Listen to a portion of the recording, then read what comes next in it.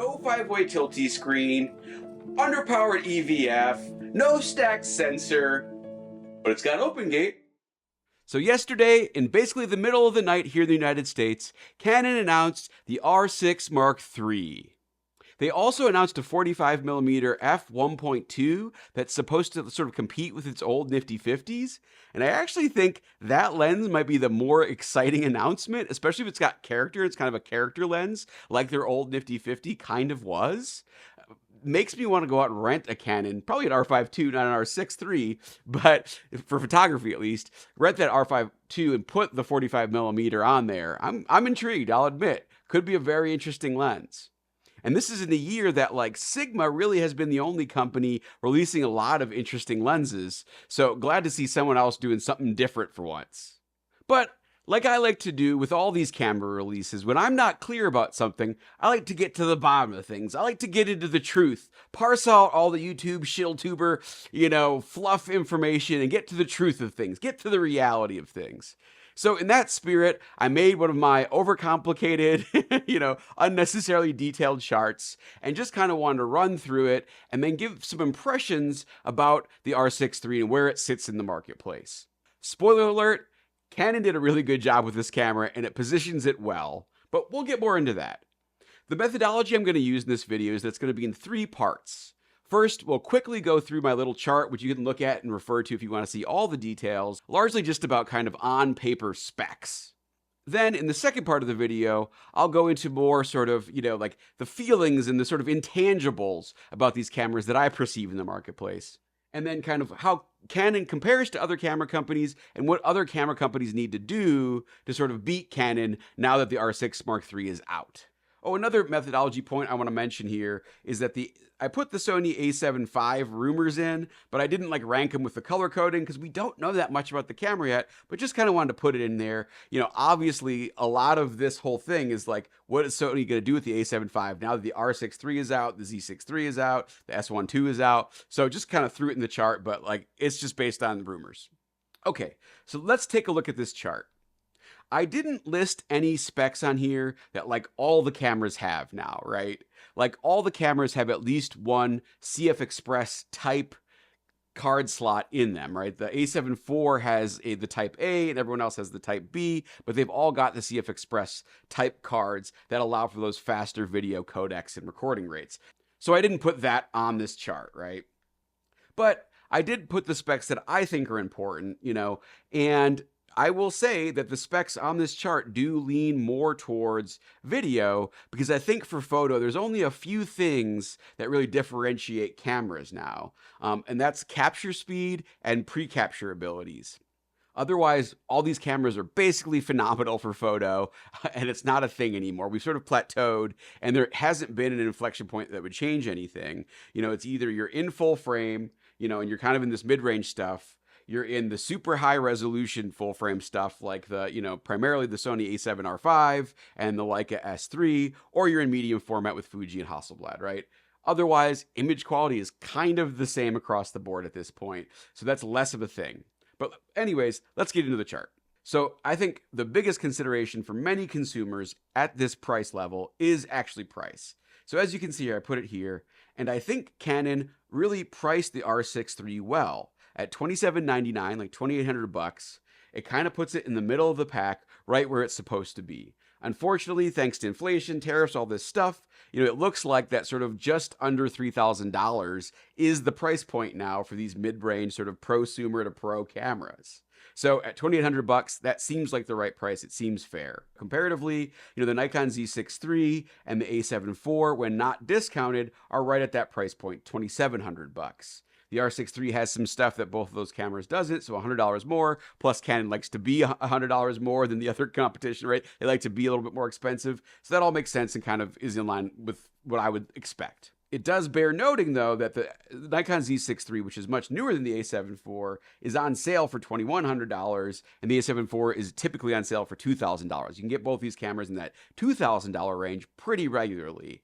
So, if price is a big, object to you, those cameras are the ones to look at probably. Moving to the right here, the S1II, I think they mispriced it. They're $500 off. It's $3,300. Are there some features in that camera that the other cameras in this list don't have? Yes. But are they $500 worth of features? Not so sure. And then I think the biggest offender in this list is the Fuji X-H2S. As you can see here, I separated out the X-H2S with a little white column here because it's not a full frame camera. It's a little bit different. It's about as old as the A7IV. It's not necessarily the latest and greatest, but it's the latest and greatest that Fuji has. And I was just curious for myself. For reasons we'll get into later, in some ways, the X-H2S still might be a better video camera than any of these other cameras. So just kind of wanted to put it in the list to see. But the fact that it's $2,900 more expensive than the R6III is just offensive, egregious, and a misfire on pricing strategy. I get Fuji is getting this because of the sweet retro vibes and the fun shooting and the film simulation, all that stuff. But man, any APS-C camera should not be more expensive than its full frame counterparts. Full stop. Some people might say, APS-C lenses are cheaper than full frame.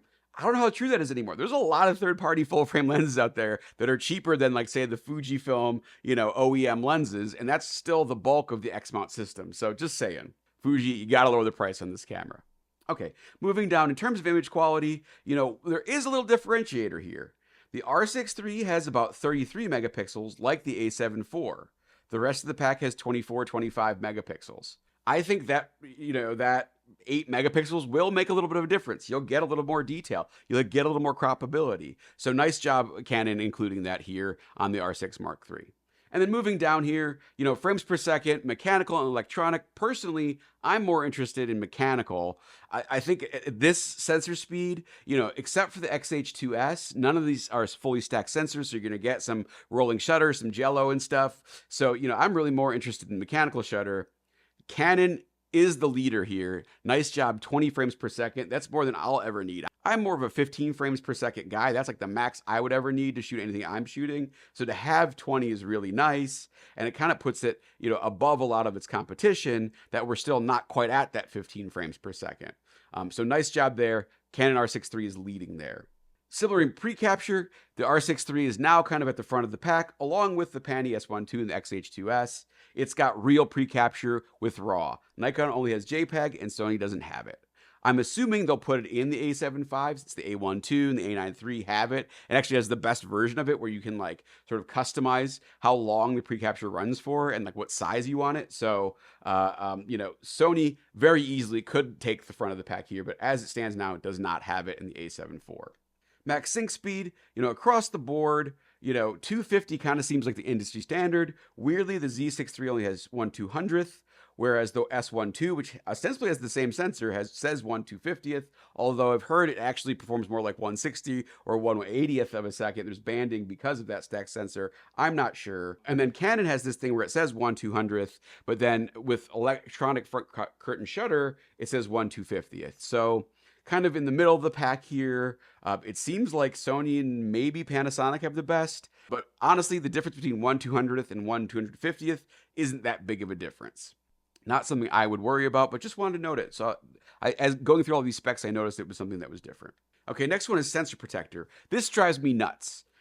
The fact that Nikon and Fuji don't have this and all the other cameras do is egregious. Let that shutter come on down and protect the sensor. Keep the dust off the sensor, for goodness sakes. Very glad that Canon has kept that in their cameras. Was very happy to see that Panasonic has it and Sony has it too. Let's go. One of the misses for the Canon, in my view, is that they didn't up the EVF resolution. I think this is the same EVF that was in the R6 Mark II, which is fine, but it's a little small and it's a little under-resoluted. 3.76 is below where the market is. The market is 5-point-something dots. They should have upgraded this. Maybe the old R5 EVF they could have put in there. I don't know, but they should have upgraded this. Not that great. This puts them at the Sony a7 IV, which I assume will be upgraded the soon to be released a7 V. Everybody else has got 5.76, and almost across the board is 0.8x. I couldn't find the magnification for Panny, but I'm pretty sure it's in that 0.76, 0.8, so pretty close. And the Panny's viewfinder is beautiful. The EVF is beautiful. Basically what I'm saying here, Canon, that was a miss. Okay, back screen resolution. Canon here, kind of middle of the pack. The Nikon has a gorgeous one. Nikon has, I would also say Nikon probably has the best EVF here, and then, has the best back screen resolution. Both Canon and Nikon tune their back screens better than these other guys. when you see the photo on the back of a Nikon or Canon camera, it looks better than the file itself sometimes. So I'm not too worried about this 1.62 million dots on the Canon, but just wanted to note that the Nikon is better in this, but like middle of the pack, totally fine. I think the other big miss here is that the Canon didn't put the 5-way flippy screen like on the A7R5 and A1II and the Panasonic S1II. It's just the regular flip out. It doesn't have the flip up. I think that's a miss. They should have made it the 5-way. All the rumors said they were going to do it, so very disappointing that they didn't do that. Okay, IBIS, it seems fine. Panasonic's is better than everybody else's. You know, everyone else's is fine. With the possible exception of Sony here, that's at 5.5 stops. Theirs is bad, but I'm assuming they'll fix that, and it'll be more like the A1II and A9 III, where it is like 7 stops in the A7V. They'll probably fix that. That's my guess. This is like a personal thing, you know, kind of surprising. Like Sony's figured this out, Panasonic's figured this out, nobody else. Spinny D-pad that you can also go up, down, left, right. I love that. I don't understand why every camera doesn't have it. Canon doesn't. They just do spinny. I think I would take spinny over up, down, left, right. So again, kind of middle of the pack. That's the Canon thing. They don't do it, but it would be a nice change. Okay, so moving away from photo and sort of hardware things, 4K 60 no crop. The only reason this is even in this list still, that like not all the cameras have across the board, is the A7IV has a big old crop in 4K 60. I'm assuming they'll get rid of that in the A7V, but you know, who knows? There's some rumors they're going to use the same sensor in the A7V, so maybe not. But like to me, that's kind of a deal breaker feature, especially now that all the other cameras in this list have 4K 60 with no crop. Interestingly, 4K 120 no crop, not the case. Canon is the only one that has no crop in its 4K 120. So good job, Canon, on that. Kind of spanked Panasonic on that one. Super quick, just like footnote edit here. AI lied to me. The Canon R6 Mark III doesn't have 4K 120 with no crop. It's a super tiny crop, like a 1.1 crop. Almost no crop. And compared to the other cameras that have like 1.24, 1.25, 1.26, 1.5 times crop in 4K 120, it might as well not have a crop. But just want to make that clarification because AI lied to me. But in doing further research, you know, consuming more R6III content, realize it does have a teeny tiny little crop in 4K 20 and don't want to spread misinformation. Shutter angle. This is an interesting one. This is where you still see the Canon cripple hammer a little bit. Even though the C50, which is the same sensor and ostensibly the same tech as the R6 Mark III, they kept shutter angle out of the R6 Mark III. My local camera store is having its demo days this weekend, so I actually got to talk to a Canon rep, and he confirmed that they're saving shutter angle for their cinema line. So it probably won't make it into the R6 III anytime soon. Kind of a weird choice, especially when the Z6III has it. Nikon put it in there with a firmware update. The S1II has it. And then Fuji, another case where like, this is a camera company that should have this, right? Like the GFX has shutter angle, has all these video assist features, but they haven't leaked it down to the X-H2S. I have to wonder if that's because they're going to come out with a little APS-C, you know, more movie, films, you know, cinema hybrid, kind of like a little Eterna. Or what, but like it seems like it should be a very simple firmware upgrade for Fuji to also put shutter angle and all these features into it. So that's why I put it yellow here, is that it feels like Fuji is just kind of like holding back on that firmware upgrade. By now they should have it, but they haven't, but I feel like it's coming. Or maybe I just want it to come, I don't know. Sony notoriously does not have it, kind of another cripple hammer move. Their cinema cameras, their FX3 has shutter angle. The A7 IV, the A1II, notably, the A9 III do not have shutter angle. Don't love this cripple handler. Like, you need shutter angle in video. It's so annoying not to have it. Open gate. While it felt like Panasonic and the S1II and S1R2 kind of changed the game with this, and really the less noted, but also the S5II and S5IIX and the GH7, they've all had open gate for a long time. And then something that I feel like not enough people have talked about is that like Fuji also has had open gate for a long time. The X-H2S is several years old. I believe it came out in 2022. It's had 6K open gate, 6.2K open gate all that time. I don't think Fuji got its flowers for that. It really should, because it's had it and it's really good. And then Canon added open gate, and importantly, they added 422 open gate in the H.265. So Canon and Fuji are the only that have 422. Panasonic doesn't. And then even if Nikon puts open gate into the Z6III, like they're rumored to be doing for the Z6III and the ZR, which I'm filming on now, that'll probably be 420 like the S1II. So I think there's some pros where this will actually be kind of a differentiator. the chroma stuff in 422 is much better than in 420. So that could be a big differentiator. You know, before the R6III came out, that was always a big talking point that I had, that like the X-H2S has 422, which is better than the S1II, you know, and kind of like for a lot of pro uses, if you're going to have to mess with color and chroma and all that stuff, makes the X-H2S more of a pro camera. Canon has somewhat leveled that playing field. So good job, Canon, there. Same thing here, aspect ratio frame lines. R6III has them, S1II has them, nobody else does. Kind of seems like if you're making creator cameras, you'd want the vertical frame line so people can see what they're doing, especially when you have open gate. Fuji, anamorphic D-squeeze. Only the S1II's got it. Annoyingly, both the Canon and the Fuji are in the same camp here, where other cameras in their lineup have this, but they haven't leaked it down to a firmware, and it sounds like they're probably not going to on the R6III.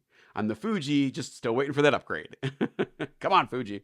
Anamorphic IBIS, kind of the same story here. S1II is the only one that has it. S1II, Panasonic, still the best for anamorphic shooters.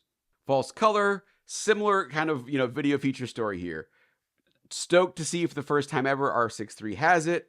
You know, just like the R5II has it, just like the C50 has it, the S1II has it. Sony kind of has it in their creators app, but it's not in the camera.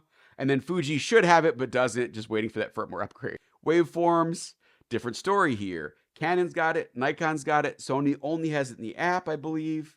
S1II has it, of course. And then Fuji should have it, but doesn't have it. Coming in that firmware update that I'm praying for. External 12-bit RAW recording is kind of like 4K 60. The only reason this is still here is that the Sony a7IV doesn't have it, and it's questionable whether a7V will have it. Sony has like quote-unquote 16-bit external RAW recording in other cameras, so I don't understand why they wouldn't leave it out in the a7V, but like, who knows what they're going to do with it. It seems like it's taken a really long time to come out. That's a little bit worrisome. Other thing I wanted to note here is that although the Z6III doesn't have it, and I'm not sure it'll get it, the ZR has Red RAW. I'm recording this in Red RAW right now. That's a game changer. That's an inflection point, you know, differentiator. We'll get more into that in a second. And then just to finish out here, 32-bit audio. Only Panasonic has it, and you need an XLR adapter. You know, the ZR from Nikon has it internally, another inflection point game changer. Canon, 32-bit audio, nowhere to be seen. The handle on the C50 doesn't add 32-bit audio, so it seems like that's a next generation thing from Canon. It would be interesting to see if Sony gets it. Sony kind of has it because there's a DJI recorder, like a hot shoe thing you can put in that does 32-bit audio. So like I would put the Sony a7IV and the S1II kind of in the same camp. You can put something in the hot shoe that does 32-bit float, but you don't get it internal to the camera. The Nikon ZR is the only camera that has that, and it's not in this list because this is really a hybrid camera list, not a video camera list, right? Like the C50 is not in this list, the ZR is not in this list. And then Fuji, like Canon, 32-bit audio nowhere to be seen. So to wrap up the specs spreadsheet, you know, run through here, the ranking is as follows. Panasonic is number 1. It had 16 green, 4 yellow, and 3 red squares. It's the most full-featured camera in this bracket, this prosumer to pro camera category, even though it's $500 more than the competition. In second place was the Canon with 12 green, 6 yellow, and 5 red. In third place was Nikon with 7 green, 4 yellow, and 12 red. Most of those video features they could totally fix with firmware, just saying. In fourth place was the Fuji with 6 green, 7 yellow, and 9 red. And then in last place is the Sony with 5 green, 3 yellow, and 15 red squares. Okay, so that's the specs readout. Let's do intangibles now. Canon, I feel like with this release, has kind of taken the number 1 spot in this mid-tier, you know, prosumer to pro camera, right? Like Canon has the most users, it sells the most cameras. It's still the number 1 digital photography brand on the planet. And adding all these video features really, really looks good. I think might make some people switch. It feels like it kind of takes the air out of the momentum the S1II has. And it leaves an open question between the Nikon ZR and the R6III, right? And the C50 for what it's worth. I still think that the ZR is the more exciting camera, and I'll get a little bit more into that when I talk about Nikon in a second here. But like, I think it does like slow down Canon shooters from switching right now. Now they've got a really good video shooting hybrid with an EVF. So as Canon has done in the past, right when it seems like they've lost the plot a little bit, they release something that shows they're the Apple of cameras, like the Apple iPhone of cameras, right? They put just enough features to keep everyone still using the Canon and kind of forcing everyone to use the Canon ecosystem because that's what everyone's got. That's what every rental house has got, et cetera, right? But, the one thing I want to say that like people talk about, but I just want to bring it home one more time. RF lens mount, closed mount, that's a tragedy. I feel like if they just changed that, like if they had Sigma lenses, even I would be looking at Canon for workhorse stuff, just saying.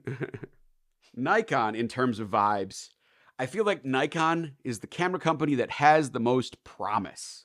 Like both the ZR, the Z6III, even the ZF in certain aspects. Like all these cameras have so much promise, but they're like a generation away from being there. They're like at least one firmware away from having all the video features they need to compete with the R6III and the S1II. But like the ZR is a game changer, and the ZR feels like the only camera in 2025 that was like a real inflection point game changer. The inclusion of Red Raw and 32-bit float audio internal feels like something that like the rest of the industry is going to have to catch up with. It's a real change. It's a real new addition, not an incremental improvement of a feature. So that's what got me really excited. Plus the ZR is $2,200 and you can adapt E-mount lenses to it, right? So I bought a ZR already, right? I don't think I'm going to buy a Z6III, but like, the reality is that like on paper, Nikon isn't there yet. It's missing a lot of features, especially in video. So while I think a lot of people will be like me and buy a ZR just to play with it and see what's up because it's $2,200, I don't think anyone's like switching to Nikon because of this stuff yet. I think the Z6III and the ZF kept a lot of Nikon users and DSLR users switching over in the Nikon family, but like I don't think we're there yet where I can say Nikon is better than these other brands. You should switch to it. Like maybe if you're starting out fresh and you kind of like want to like go with the underdog that might take off, then Nikon's the way to go. But as it is, Nikon is not number one right now, right? Like, I will say though, like if you look at the DSLR trajectory, this was also kind of true, right? Like Canon stole Nikon's thunder with like the 5D series and then the 1DX series. But by the time the DSLR life cycle was over, like Nikon had made the best cameras. To me, the Nikon D800 and D850 were the best DSLRs ever made, with the possible exception of the Pentax K1, which had terrible autofocus. Realized was such a rad camera, but like globally, all features included, including autofocus. Really, Nikon D850 was like the pinnacle of DSLRs. It feels like Nikon's on that path with mirrorless now, that they'll make the pinnacle best full frame mirrorless camera. Just might take them some time. Panasonic. Man, I feel bad for these guys. I feel like the R6III has like taken all the air out of the room for Panasonic, right? Like they had a really good start to 2025. The S1II and the S1R2 got a lot of love on YouTube. Like it's still the best camera for anamorphic shooters. It still has the best IBIS on the planet, but like the autofocus is not nearly as good as Canon, Nikon, and Sony. And I just feel like the S1II and S1R2 weren't enough to make people switch. Like it didn't have a Red Raw, it didn't have a 32-bit internal audio. Like the ZR is a way more exciting, promising camera, whereas the S1II just kind of like showed what Panasonic has been doing and can do with a decent camera. But then like I said, the autofocus is not that great. The build quality on the S1II and S1R2 was actually kind of the deal breaker for me. If you ever use the original S1R and S1H, those things were built like tanks, and I was really looking forward to that build quality, light up back buttons, all this stuff.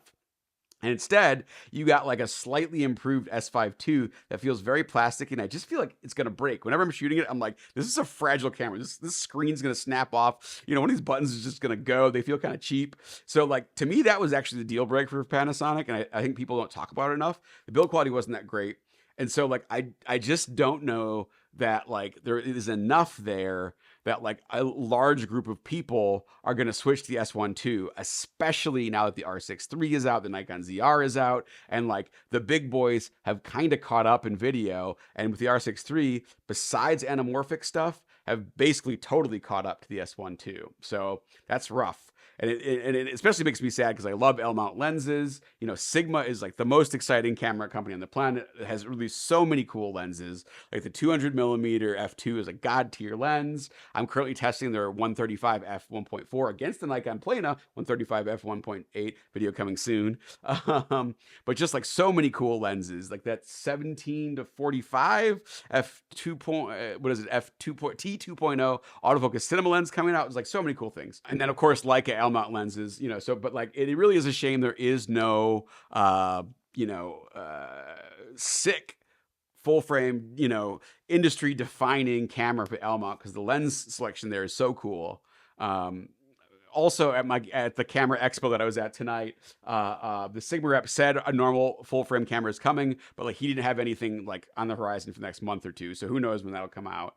But yeah, so point is I feel bad for Panny. I think like, you know, the R6III kind of took the air out of the room, and like I couldn't recommend the S1II to most people unless they were really into anamorphic or they really needed IBIS for run and gun stuff and they didn't have a gimbal. Otherwise, like to me, the R6III, even with the closed RF mount, is probably a better bet for lots of reasons. You know, better build quality, better autofocus, just way better support, like pro support also. Like I'm not even sure Panasonic has pro support really. They kind of have a program, but like not sure it even works.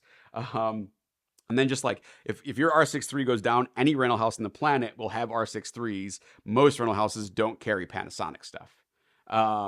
So, just because they're so big in the industry, and the build quality and autofocus is better, you know, the R6III, I feel like really hurts the S1II and anyone switching to it.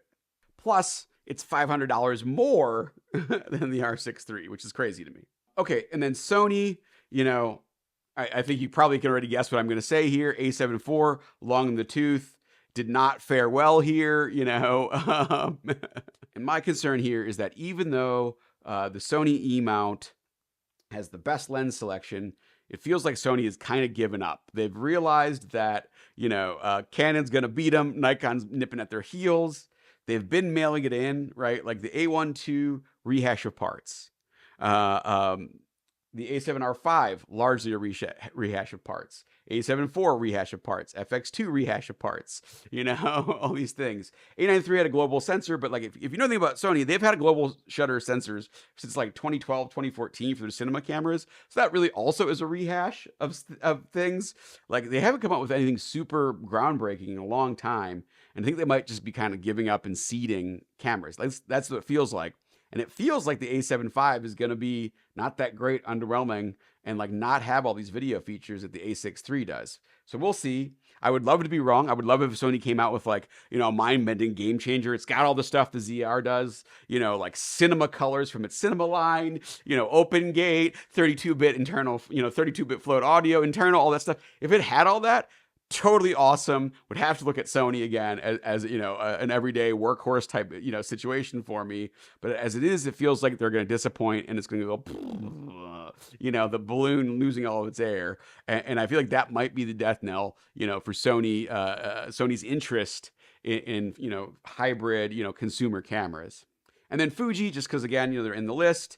I think that's another one that's obvious, is like they've got such great vibes, film simulation, super fun cameras, tons of rangefinders. They've got the GFX line, which is monster. Like, you know, if I put the GFX 100 Mark II in this list, it would have fared very favorably, you know, but for the price, $8,500 for the GFX 100 Mark II is insane, but it's got all these features, right? And then some. So they just put it the X-H2S. That would be awesome. That would catch them up.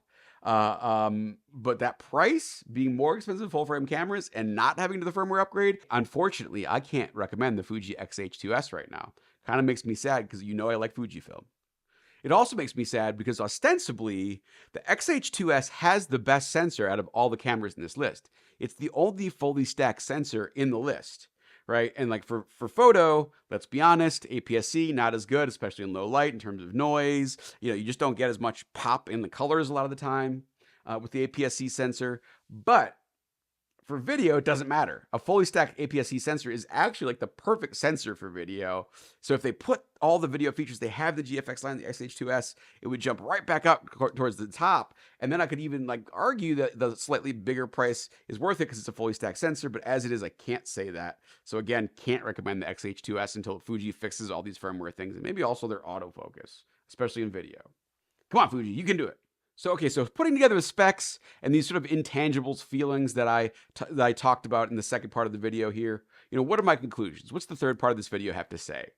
I think that like the specs chart is actually fairly telling of where we are, and besides Panasonic is indicative of where these camera companies are and what they need to do to get better and maybe win, as it were, especially in this swath of the market, this prosumer to pro around $3,000 camera, market tier. So, yes, is the Panasonic the most featured camera in this list, even though it's $500 more than the competition? Yes. But I think it doesn't really take first place because it loses on intangibles. Poor build quality, small user base, not that great autofocus, pretty awful menus, very hard to navigate. And I just don't think they built enough momentum to kind of hold on to that top spot.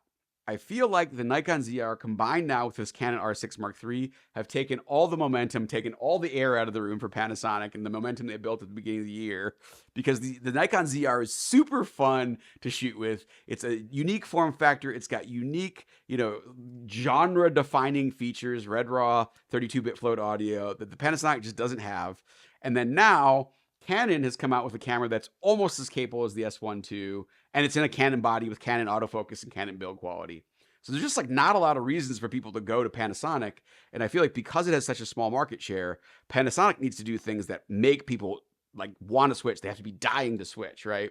And as it is, like their IBIS is really good, but that's not as big of a deal to me.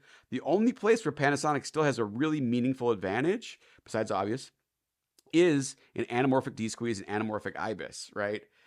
Anamorphic shooters should still go with Panasonic. Everybody else, though, like I dabble in anamorphic. I've got a couple of the Blazer lenses. It's fun, but I'm not shooting movies. So like for me, it's just a playtime thing. It's not like a serious making money work thing. So just rough times for Panasonic. I want Panasonic to win, but they need to do more, I feel like. Even though Canon came out number 2 in terms of my specs list, I think in reality, they have reclaimed the number 1 spot with the R6 Mark III. There's enough updates in terms of the sensor and video features in this camera that they're not losing their number 1 spot in the world. This keeps them very comfortably placed right now, and they did a really great job with this R6 Mark III. Another way I think that Canon could totally cement their number 1 spot is if they filter these video features, open gate, all this stuff, down to the R5II, which is already a pretty good video camera. Like it had false color in it already, for example. That would be monster. An R5II with open gate, that is a camera I would probably think about switching for. But again, that probably is a false hope. As I said earlier in the video, the Canon cripple hammer is alive and well. No shutter angle on the R6III. I'm sure there's other cinema features that are in the C50 that didn't make it to the R6III that like people will find as the camera comes out. Like overheating. Does the R6III overheat? I am impressed that Canon announced it's going to have it out this year, later in November. I think November 25th is the day it'll be in stores. But so we'll know in a month or two what else the cripple hammer whacked out of the R6III, right? So we'll see.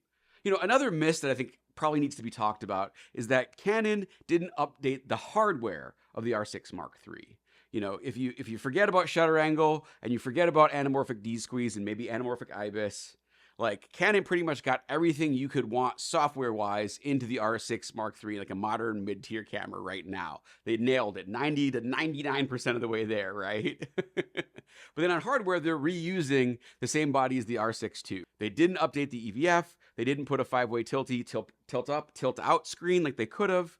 And to me, that's where they could actually lose ground potentially to Sony. If the rumors are true, the A7V is going to have basically the same body as the A7R5, which means the same body as the A7IV, except with that tilt up, tilt out screen and maybe a better EVF. So, if Canon were smart, I feel like they could have made a different body type for the R6 Mark III with those upgrades, better EVF, better back screen, and really just put that nail in the coffin of jumping ahead of Sony, you know, putting the cripple hammer behind them, leaving it for Sony to pick it up, right? You know, done a little bit more like Nikon did with the ZR hardware wise. Come up with a new innovative shape that's super fun to shoot. Why not? But it's not too late. I still think that Canon could make a retro camera like a Canonette, you know, and then put all these features in it. Just put an R6III in a rangefinder with a nicer EVF. That'd be a pretty darn perfect camera. I'm not saying MEV1 perfect, but pretty darn close. So that's the first two spots. And then Nikon, even though it kind of came out third in this list, because of all the stuff with like Panasonic having such a small market share and then Canon still having the biggest market share, I feel like Nikon is about to come back to being number two. If Sony's mailing it in as much as I think they are, and like they've kind of stopped putting money into R&D and innovating, I think Nikon might come back to number two in 2026. The ZR is an exciting, fun camera. And if like they can get these video features, like just give me that firmware update with like open gate and false color and all the other like little monitoring tool stuff we've talked about in this video, Nikon goes back to number two. That's my prognostication if that happens. Also, like the red raw, the droplet of red raw in the ZR, if they can expand upon that and come out with like a real FX3 killer that has a lot more of the red cinema stuff, whew, like they might overtake Canon, at least in the video side. So, you know, very interesting times. Very excited for the future of Nikon. I hope they get it right. I hope this is another D850 inflection point where they like catch up and then take off and beat the rest of the camera manufacturers. Fingers are crossed, Nikon. And if that's all true, then like that third and fourth spot, Sony and Fuji are kind of battling it out, right? Like, you know, like OM system, who knows, Pentax, whatever. But like, you know, Fujifilm's on the upswing. Like people love the retro styled cameras. Like they have just been able to raise prices and people keep paying them. You know, they've got the GFX line. And I do feel like they could totally be like a sleeper dark horse, you know, a pro camera if they put all of their GFX video monitoring features and stuff, you know, aspect ratios, all that stuff into the X-H2S. They don't even need to come out with a new camera. Just put it in the X-H2S. All of a sudden, that camera's gonna start selling like hotcakes because people already have their retro fun film cameras, film-like photo cameras. And like then they can go, oh, I can get a video camera and stay in the Fuji ecosystem. Fuji might take that third spot, right? If that's all true, Sony drops to fourth. I think Sony's out. It's a Vaio moment, right? They're done. Like they'll stop making cameras, and everyone will have to adapt their E-mount lenses to Nikon cameras. Then, you know. So I really do think that this is a crucial moment for Sony. And to me, it feels like Sony mailed it on the A7V. It's not going to be better than the R6III. It's not going to have open gate. It's not going to have all these video features. It might even be the same sensor as the A7IV with a slightly faster processor. And I think it's you know, it's going to be a turd. It's not going to be good. And everyone's going to buy the R6III. People are going to leave Sony and go to Canon and buy the R6III. And maybe they'll buy a ZR and try Nikon on the way there, you know. In other words, Sony has a lot to catch up on now. The industry's been moving fast, especially on video features. So the Sony a7V has a lot to catch up on. And, you know, the feeling I have is that Sony is cooked, right? Like, I think the reason that you haven't had a lot of rumors that the a7V is like now delayed, like Sony always announces a camera in late October, early November, right? And like, it sounds like the a7V is not coming till December now. I think that's because Sony knows that like the a7V, they mailed it in. It's not as good of a camera. They're freaked out. They know they're getting beat by the R6III. And again, Sony is cooked. This might be the end of Sony's dominance in the like prosumer to like, you know, pro wedding photographer level people. And they're just going to move on, kind of drop the line or just mail it in and really focus on their cinema line stuff. I have a feeling that's what's happening. And it'll be sad if that's true. And I'll be thrilled if I'm completely wrong. And the a7V comes out and it's got all this stuff, right? It's got 32-bit audio flow. Like it's got a stack sensor, a partially stacked sensor that's 33 megapixels, right? It's got open gate, all this stuff, you know, waveforms, anamorphic D-squeeze, anamorphic IBIS, all this stuff, right? If it's got that, amazing, right? Amazing. But like from the rumors that have been pretty paltry, they're putting it in the old A7IV body, which is a miss. The A1II, A93 body is so much better. They're giving it the 5-way tilting screen, which is cool. I wonder about the EVF, but without the video features, without open gate 422, I don't think anyone is going to stick with Sony. I think Nikon and Canon have done such a good job coming out with video-centric hybrid cameras that, like, Sony's not looking good, you know? Panasonic actually, you know, I feel like Panasonic is maybe like Ross Perot, if you're old enough to remember that whole thing, right? Where, you know, they took a lot of votes away from Sony, but not enough to get elected. And now those people that voted for Panasonic / Ross Perot are going to go vote for one of the big parties, are going to go with Canon or Nikon now, that they've seen that Sony's kind of fallen behind. It doesn't have the best in video features. And like Canon and Nikon are starting to have the best in video features. So kind of an interesting time. So, you know, a shorter version of the conclusion is this. Canon R6 Mark III, great camera. Canon did a great job. I think that cements their #1 position in this part of the market. It shows how much work Nikon still has to do. It shows how much catching up Sony's going to have to do with its a7IV. It kind of puts a nail in the coffin of the S1II, takes the air out of the room for them, and then also shows that Fuji needs to update its X-H2S and move its video features from the GFX line into its X mount line, which is all a long way of saying the Canon R6 III is probably the best prosumer camera for most people under $3,000 on the market at this moment.